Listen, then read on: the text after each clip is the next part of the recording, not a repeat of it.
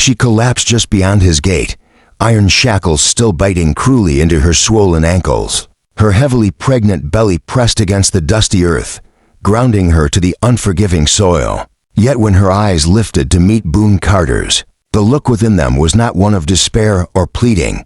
Instead, they blazed with a fierce, unyielding determination, a raw, maternal fire guarding something infinitely more precious than her own fragile life. The morning sun stretched long, shadows across Boone's ranch as he stepped onto the porch, a cup of coffee warming his weathered hands. But the silence that usually embraced him like a bomb felt different today, heavy, electric, charged with an unsettling presence he couldn't quite name. His hands tightened around the mug, knuckles whitening as his gaze swept over the familiar, expansive land he had called sanctuary for 5 long years, far removed from the chaos that once consumed his existence. A sudden movement near the front gate snapped his attention. At first, he thought it might be a wounded animal struggling in the dirt. But as he squinted against the glare of the morning light, dread froze his blood. There, crumpled in the dirt, lay a woman, her dark hair tangled with sweat and dust, her body bruised and broken, even from afar. The unnatural gleam of cold iron shackles clasped around her ankles was unmistakable. Boone set down his coffee and strode across the yard with purposeful urgency, his boots crunching harshly against the dry earth dot as he drew nearer. Details sharpened painfully in his mind. She looked barely more than a girl, no older than 20, her heavy pregnancy bending her frame under the weight of cruel circumstance. Her dress was torn, ragged, revealing bruises blooming across her arms like dark flowers, while the shackles rubbed raw wounds into her flesh, streaked with dried blood. She stirred weakly beneath his shadow, and when her gaze met his, Boone felt a chill run deep in his bones. There was no pleading, no helpless surrender in her eyes, only a fierce, instinctive protectiveness, the same kind of fire he'd seen in wild animals guarding their young. Her trembling hand instinctively cradled her belly as she tried to push herself up, the movement wrenching pain through her shackled legs. "Please," she whispered, her voice raw but steady, "they're coming for me," kneeling beside her. Boone's mind raced. These shackles weren't mere restraints, they were a cruel message. A brand of ownership. Someone claimed this woman as property, and they expected her returned. His fingers searched for a pulse at her wrist, weak but stubbornly alive, mirroring the indomitable spirit he now faced. "Who's coming?" he asked softly, dread tightening his throat. She winced, fighting the pain of movement as she struggled to sit up. "Men who think they own me. Men who would cage my child before it even draws breath." The words slammed into Boone's gut like a fist. He had witnessed cruelty in war, but this was something darker, more twisted, evil cloaked in the guise of law and order, and it had tracked her all the way to his doorstep. His eyes flicked toward the horizon, half expecting to see dust clouds riding toward him on the backs of approaching riders. The quiet morning felt suddenly fragile, a calm, brittle with impending storm, poised to challenge every moral line he had drawn for himself. "What's your name?" he asked quietly. "Mercy," she answered, the bitter irony of her name hanging heavy between them. In that moment, Boone made a decision, one he couldn't explain, perhaps drawn by the fierce resolve in her eyes or the opportunity to finally stand for something meaningful after years spent hiding from his own haunted past. Sliding his arms beneath her shoulders, he helped her to her feet. "Can you walk?" She nodded, though her legs trembled beneath the weight of her chains and condition. Every step was a battle against exhaustion and the cruel metal binding her. But she offered no complaint. Her silence spoke volumes, a strength forged in unimaginable hardship. As they reached the porch, the distant thunder of horses reached Boone's ears. Mercy heard it too. Her grip tightened on his arm with a force that felt like iron. "They found me," she breathed, fear finally seeping into her voice. Inside, Boone moved swiftly to his gun rack, his fingers closed around the cold metal of his rifle. The reality settling in, the quiet life he had carved out was about to shatter. Yet as he glanced at Mercy, her protective hand resting over the life she carried, he knew this was a fight he couldn't walk. Away from the hoof beats grew louder, and through the window, Boone saw riders cresting the hill overlooking his land. They moved with a predator's stealth, wolves closing in on wounded prey. What Boone didn't yet realize was the lead rider carried papers that would make harboring Mercy not only dangerous but outright illegal. The choice before him would force a reckoning with the laws he believed in, and the justice he was willing to break. The riders halted about 50 yards from the house, their horses snorting and pawing restlessly, sensing the tension thick in the air. The man at the front sat tall in his saddle, his black coat immaculate despite the long ride. Every inch of him radiated authority, from his polished boots to the imperious tilt of his chin. Like a king surveying his domain, Boone stepped onto his porch, rifle held low but steady. He had learned long ago that strength shown without immediate aggression could buy precious moments. To gauge the true nature of the threat, Mercy remained inside, pressed against the wall near the window, hidden from view but able to hear every word. "Morning," the lead rider called out, his voice smooth and confident, the tone of a man unused to hearing the word no. "Name's Darius Gentry. I believe you have something that belongs to me." The way he referred to Mercy as something rather than someone made Boone's jaw clench. His face remained impassive, though every instinct screamed at him to raise his rifle. "Don't believe I do. This is private property." Darius smiled, but the warmth never reached his eyes.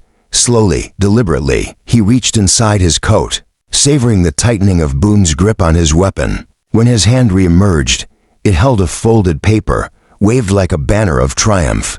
"This here's a legal contract, signed and witnessed. The woman you're harboring is bound to me by law for another 2 years. She's carrying my property, and I've come to collect what's mine." The words hit Boone like a sledgehammer. The darkness he'd suspected was now undeniable, a cold business of ownership cloaked in legality. Behind him, Mercy inhaled sharply, the sound of her fear a living presence at his back. "Contract," Boone called, buying time while his mind raced. "What kind of contract?" "Indenture agreement," Darius replied, amusement curling his lips. "She works for me until her debt's paid. Got herself in trouble and needed my generosity.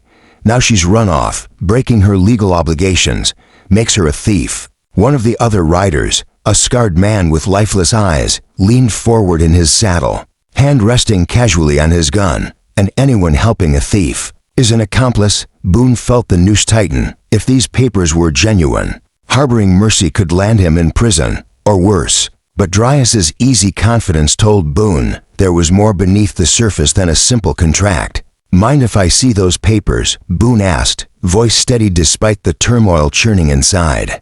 Darius's grin broadened. "I mind plenty, but I'm feeling generous today. You hand her over peaceful-like, and I'll forget you ever interfered." From inside, Mercy's voice reached him, barely more than a whisper, yet heavy with truth and desperation. "He's lying. The contract's for me alone, not my baby. He wants to claim my child as his property, too." The pieces fell into place with sickening clarity.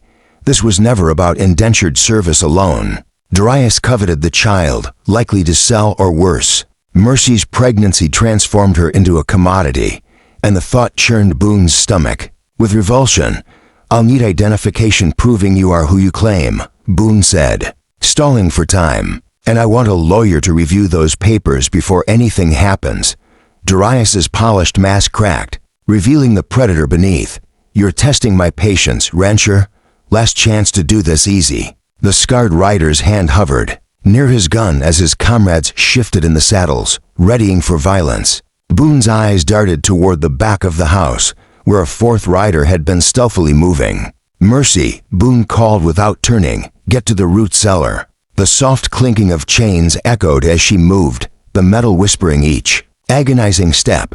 Darius's gaze sharpened instantly, like a hawk catching its prey. "She's here," he hissed, satisfaction dripping from his voice. "Stand aside, rancher. Don't make this harder than it needs to be."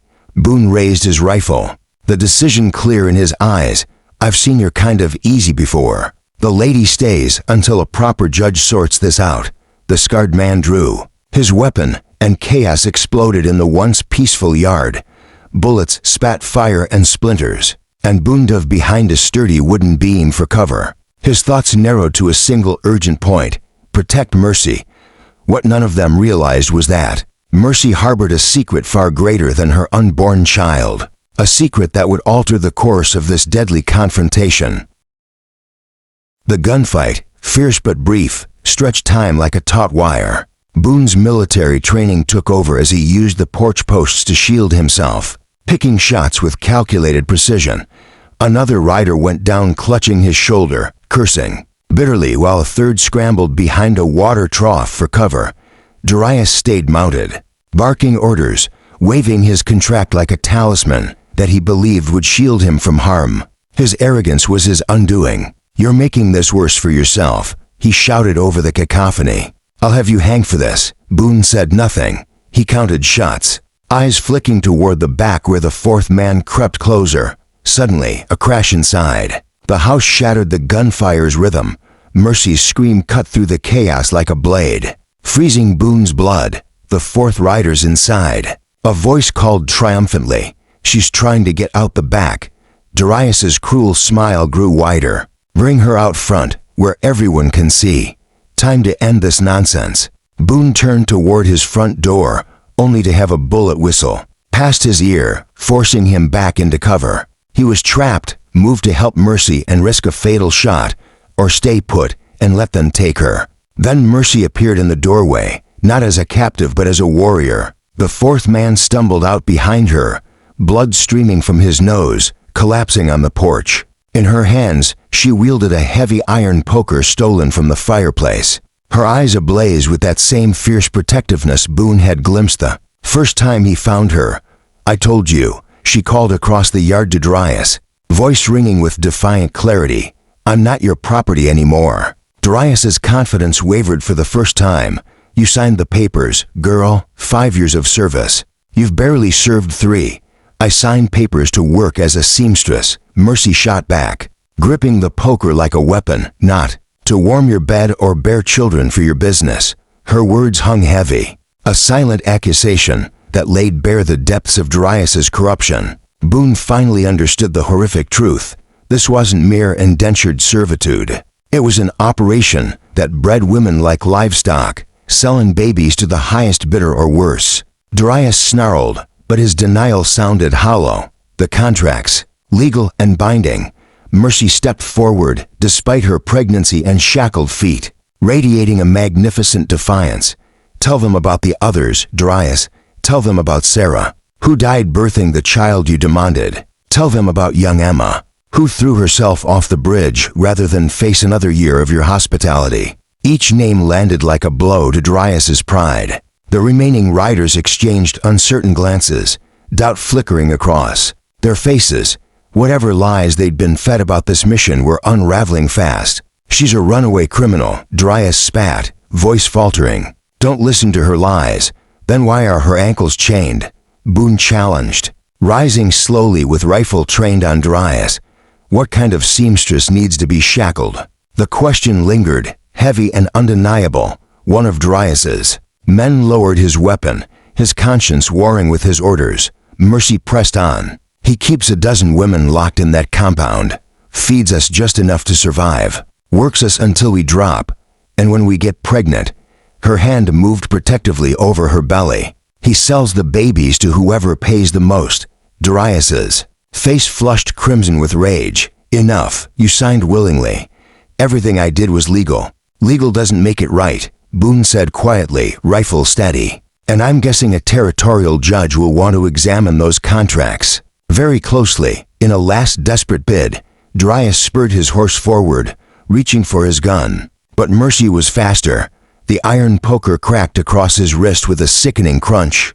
Darius screamed, dropping his weapon, clutching his shattered wrist to his chest. His horse reared wildly, nearly unseating him, while his men scrambled to aid their fallen leader. Seizing the moment, Boone vaulted over the porch railing, scooping up the discarded gun, now holding superior firepower. He trained it on the 3 remaining men. "I think it's time you gentlemen moved along," he said quietly. "And if I ever see you on my land again, I won't be so polite." Darius's men helped him back onto his horse, the fight clearly drained from them. As they prepared to retreat, Darius spat one last threat through clenched teeth. "This isn't over. I know people in high places. People who don't care about your version of the story. I'll be back with proper authority." As the riders faded over the hill, Mercy sank to her knees on the porch, the adrenaline finally ebbing from her body. Boone rushed to her side, but she raised a trembling hand, stopping him. "There's something else you need to know," she said, voice barely above a whisper. "Something that makes this worse than you think."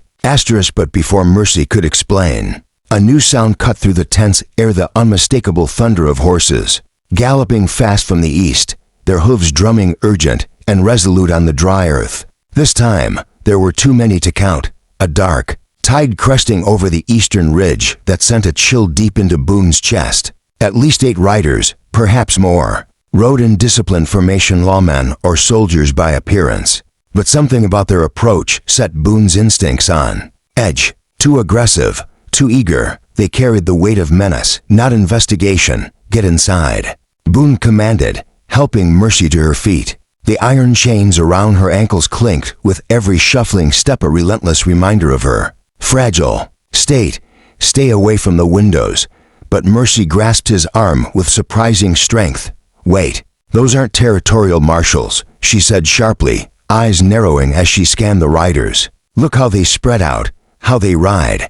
Those are Dryas's men," squinting against the bright sun. Boone saw the truth in her words. These weren't men of the law. They moved like hunters stalking prey, flanking his property to cut off every escape route before closing in. Dryas hadn't simply retreated. He'd returned with reinforcements. "How many men does he have?" Boone asked, checking the cartridges in his rifle. "Too many," Mercy answered. But then her gaze sharpened.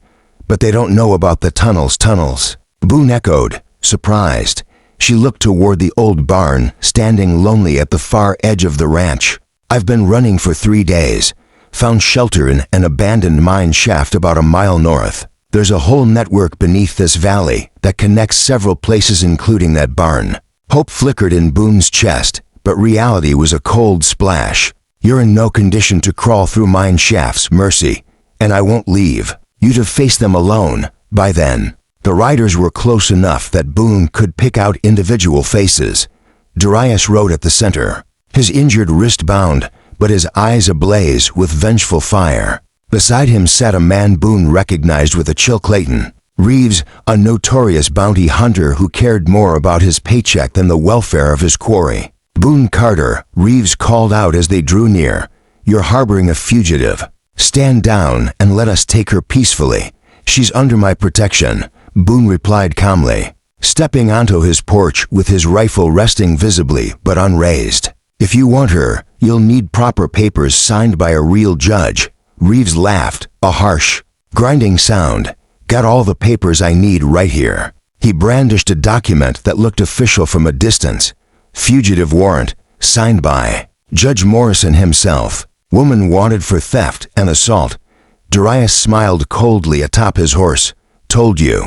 I have friends in high places. Step aside now before this gets ugly." Despite Boone's earlier warning, Mercy stepped into the doorway, her voice ringing out for all to hear. "Judge Morrison, the same judge who owes Dryas money for gambling debts, the same judge whose brother buys babies from Dryas's operation." Her accusation hung in the air like smoke curling through the tense silence. Boone noticed several riders shift uncomfortably. Not all were true believers.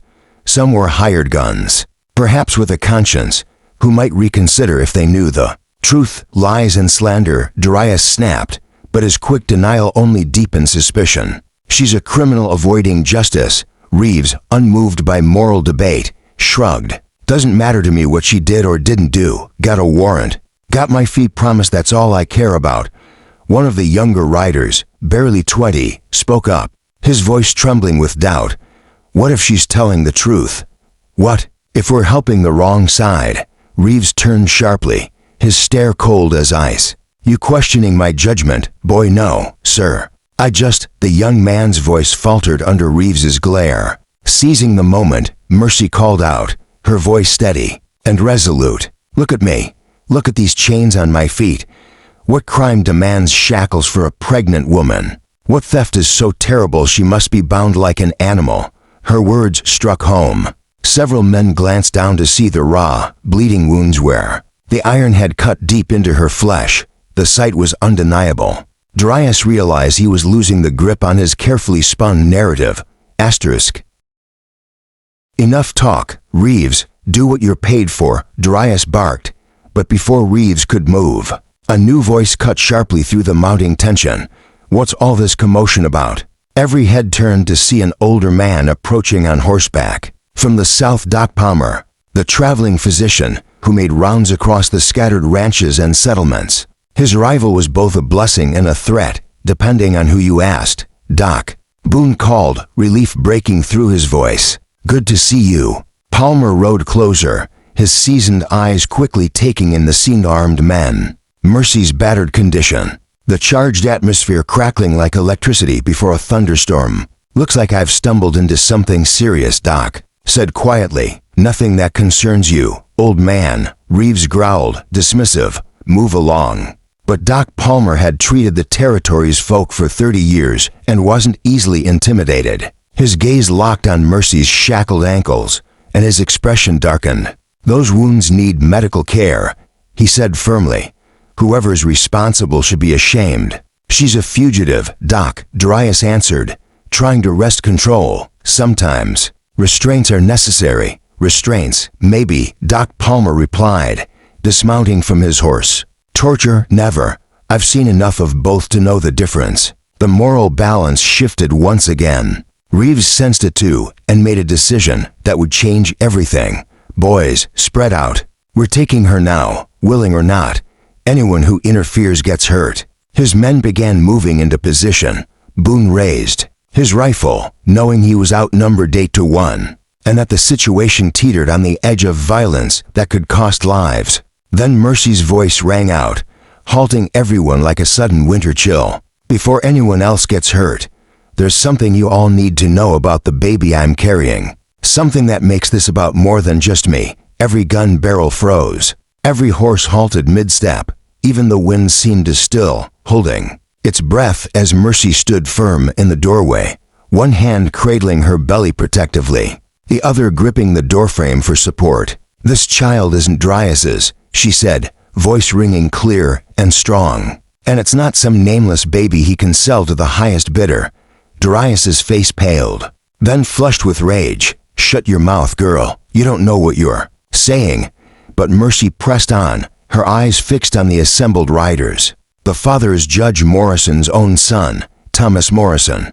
He fell in love with me, promised to help me escape Darius's compound. But when Darius found out, she let the implication hang thick in the air. Doc Palmer's medical gaze sharpened, while several riders exchanged uneasy glances. Thomas Morrison died in a riding accident 3 months ago, Reeves said slowly, his bounty hunter's mind piecing things together. No accident, Mercy answered firmly. Darius couldn't afford to let Thomas expose his operation, especially after Thomas started asking questions about where the babies really went. The accusation hit like a thunderclap, if true. Darius wasn't just running an illegal breeding ring, he was covering up murder. And the baby Mercy carried was the grandson of the very judge who had signed her arrest warrant. Darius's horse paced nervously as its rider struggled to maintain his composure. More lies. Thomas died when his horse threw him, everyone knows. That someone put burrs under his saddle. Mercy shot back with fierce certainty. I saw Darius's man, the scarred one with the mark over his left eye, coming back from the stables that morning. Saw him washing blood off his hands. Boone recalled the scarred rider from the earlier firefight, the first man he had shot. The pieces were clicking together in a way that churned his stomach. Doc Palmer spoke, voice steady but edged with quiet gravity. Thomas Morrison was a good rider. Always seemed strange to me that he'd get thrown by his own horse. Are you calling me a murderer? Darius snarled, but his voice cracked, betraying the fragility beneath his fury. I'm saying the evidence is worth examining, Doc Palmer replied, especially if this young woman is carrying Thomas's child. Judge Morrison would want to know about his grandchild, wouldn't he? The young rider who had earlier questioned. The mission found his voice again. If that baby really is Thomas Morrison's, if the judge finds out we helped cover this up. He let the words trail, but the meaning was clear. Everyone knew Judge Morrison's reputation for harsh justice. Especially when it came to protecting his family, Reeves weighed the risks carefully. Even if the baby is Thomas's, she's still wanted for theft and assault. The warrant stands. What theft? Doc Palmer asked bluntly. What exactly did she steal? Darius answered too quickly, his voice betraying impatience. Food and supplies. When she ran, and she assaulted my foreman when he tried to stop her. Mercy laughed bitterly, the sound bitter and raw. I took one loaf of bread and a blanket, and I hit your foreman because he thought running away meant I was available for his entertainment. The ugly truth was coming clear with every word. Doc Palmer's expression shifted from professional neutrality to barely concealed disgust. Sounds like self-defense to me, he said firmly. Taking food when you're carrying a child and being held against your will doesn't sound like theft. Boone could feel the tide turning, but Darius was growing more desperate. Desperate men make dangerous decisions, he spat, though 8 guns remained leveled at him and Mercy. This is all very touching, Darius sneered, voice rising with barely contained fury. But talk doesn't change the law, Reeves. You're paid to bring her back. Do your job. Reeves hesitated, his practical mind wrestling with the implications. If she's telling the truth about Judge Morrison's son, she's lying. Darius exploded. Just like everything else, are you going to let a desperate woman can you out of your fee? The young rider suddenly urged his horse forward. I want to see the warrant, he declared. If we're doing this, I want to read exactly what it says. Reeves looked annoyed but pulled out the document. As the young man studied it, his face grew troubled. This warrant is dated yesterday. How did Judge Morrison know to issue it so fast? She only escaped 3 days ago. Another piece fell into place, the timing suspiciously off, suggesting the warrant had been prepared before Mercy even fled. Or worse, it was forged altogether. Doc Palmer stepped closer to Mercy, his medical instincts taking hold. Young lady, you need to sit down. All this stress isn't good for you or the baby. He helped her into a chair on the porch, speaking quietly, but loud enough for others to hear. When's this baby due? Soon, Mercy replied, wincing as a sharp contraction clenched her belly. Maybe days, maybe hours. The stress in running it's coming early. The announcement changed everything. Whatever followed, a medical emergency loomed on the horizon. Somewhere beyond the ridge, dark storm clouds were gathering, as if the heavens themselves sensed the approaching tempest. But none of them yet knew that Judge Morrison himself was riding hard toward the ranch, having received grim news about his son's death, and bringing the territorial marshal with him. Mercy's contraction passed, but the signs of serious distress were clear to all. Doc Palmer knelt beside her chair, checking her pulse and studying her face with the practiced, unwavering eye of a man who had delivered hundreds of babies in less than ideal circumstances. This child is coming, whether we are ready or not, Doc Palmer announced firmly. She needs to be inside, in a clean bed, far away from all this chaos. Darius's eyes flickered with alarm, as he realized his prize was slipping from his grasp. No one moves until this is settled, Darius barked. Reeves, I'm paying you good money to finish this job. But Reeves's gaze was fixed on the warrant in his hands, growing increasingly doubtful. This paper, he muttered, there's something off about the seal. It looks fresh as if the ink hasn't even dried properly. The young writer leaned in for a closer look. And see here, the date's been altered. You can clearly see where someone scratched out the original and wrote over it. Darius's carefully maintained facade shattered completely. You're all fools, he spat. That woman is mine by law, and the baby she carries belongs to me as well. Belongs to you too. Doc Palmer rose slowly, his usual gentle manner replaced by a fierce cold anger. Son, I've been practicing medicine for 30 years, and I've never heard anyone speak about a human baby like livestock. Another contraction racked Mercy's body, stronger this time. She gripped the arms of the chair, biting back a cry of pain. The sight of her suffering stirred something even in some of Darius's hired men, who shifted uneasily in their saddles. Please, Mercy gasped between waves of pain. If you have any decency, don't let him take my baby. Don't let him sell my child like some commodity. Finally, one of the older riders, A grizzled man with kind, weathered eyes broke the silence. Darius, I signed on to help collect a runaway worker. Nobody mentioned babies or whatever this is. You hired me to follow orders. Darius snapped back, and I'm giving them. But the older man shook his head, holstered his gun, and turned his horse away. I got grandchildren of my own. I won't be part of this. His departure sparked doubt in others. 2 more riders exchanged uneasy glances and began inching their horses back, retreating from the confrontation. Darius's force was crumbling before his eyes. Then, the distant thunder of hoof beats announced fresh arrivals. Over the western hill came for riders moving fast and purposeful, even from afar. The lead rider's distinctive black coat and white hair marked him as someone important. Judge Morrison, Doc Palmer breathed, recognition clear in his voice. Darius turned pale. His web of lies was about to be unraveled by the very man who held the power to destroy him, the father of the son he was accused of murdering. Judge Morrison rode into the yard like an avenging angel, his sharp eyes taking in the tense scene, with the keen judgment of a man accustomed to seeing through deception. Behind him rode the territorial marshal and 2 deputies, their badges gleaming in the late afternoon sun. What in blazes is going on here? The judge demanded, his voice resonating with the authority earned over decades on the bench. Darius scrambled to regain control. Your Honor, I'm just collecting my property according to the warrant you signed. This man, he gestured at Boone, is interfering with the law. Judge Morrison's eyes narrowed with icy suspicion. What warrant? I haven't signed any warrants involving you, Gentry. The lie hung in the air like a rotten stench. Exposed and unmistakable, Reeves slowly crumpled the forged document in his hands, the weight of what he'd almost done settling heavily on him. I'm here because I received disturbing reports about my son's death, the judge continued, dismounting with deliberate gravity. Reports that suggest it wasn't the accident everyone assumed. Darius's horse shied nervously as its rider's hands trembled on the reins.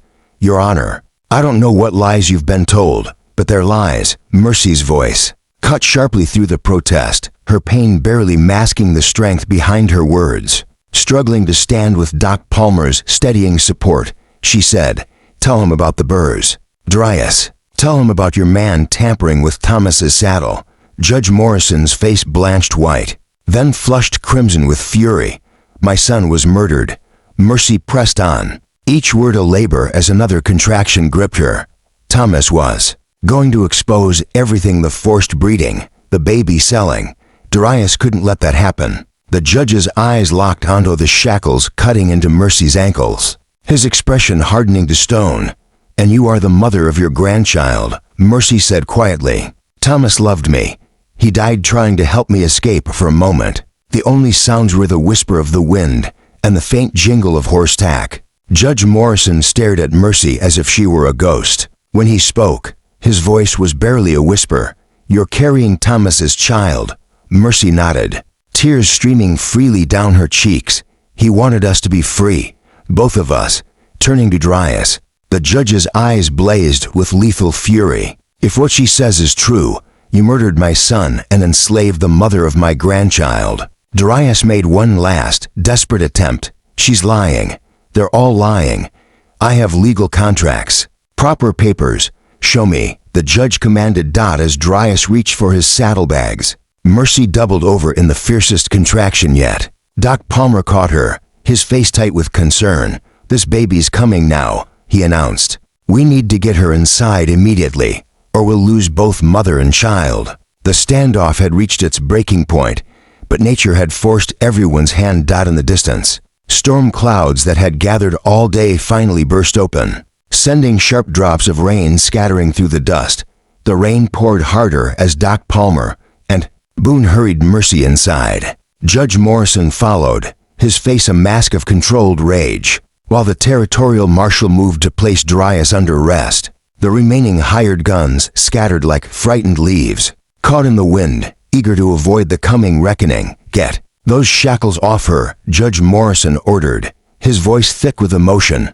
Boone worked swiftly, hammer and chisel in hand, breaking the iron bands that bit into Mercy's ankles. Each strike of metal against metal echoed the judge's growing fury. When the shackles finally fell away, they revealed wounds that would have sickened even the most hardened lawman. 30 years on the bench, Judge Morrison said quietly, and I've never witnessed cruelty like this. Doc Palmer prepared his medical supplies as Mercy gripped Boone's hand. Through another fierce contraction, the baby's coming fast, he warned. This stress has accelerated everything.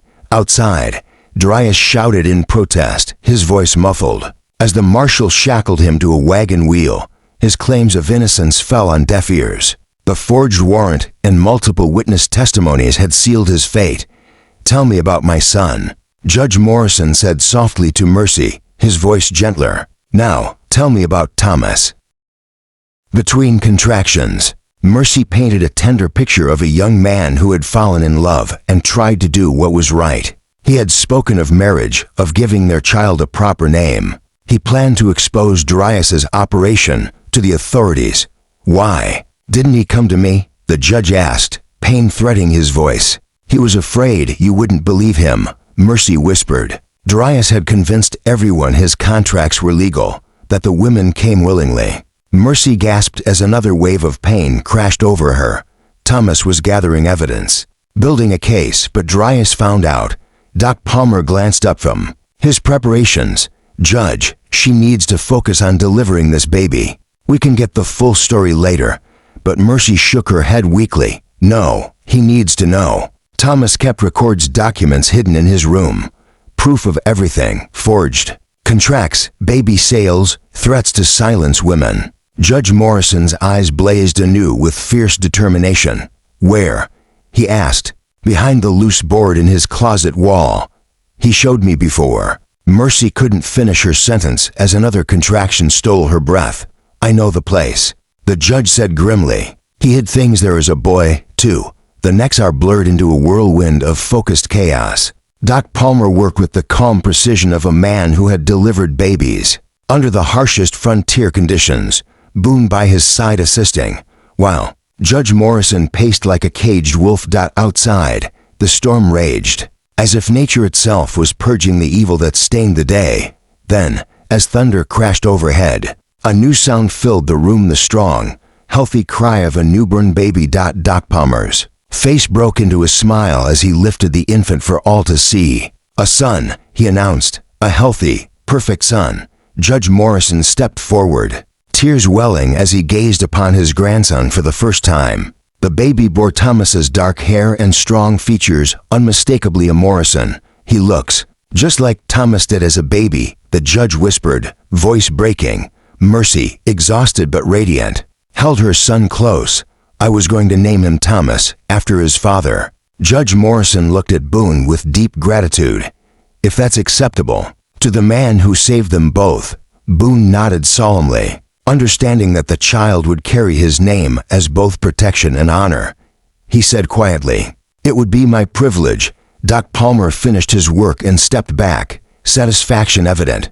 Both mother and baby are healthy. They'll need rest and care, but they're going to be fine. The marshal appeared in the doorway, rain dripping from his coat. Judge, we found the documents where the lady said they'd be. The whole operation laid out in detail, names, dates, money paid.